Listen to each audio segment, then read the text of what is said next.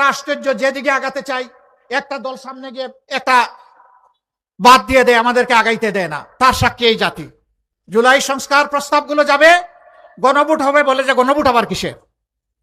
এরপরে ঠেলা খাইয়া যখন মানলো তখন বলে যে না, গণভোট আলাদা হতে পারবে না, একই দিনে হতে হবে। আমাদের দাবি ছিল গণভোটটা আগে হোক, তাহলে গণভোটও সুন্দর হবে, জাতীয় সংসদ নির্বাচনটাও সুন্দর হবে। তাদের দাবির প্রেক্ষিতে করা হলো। এখন বলে আমরা গণভোট মানি না।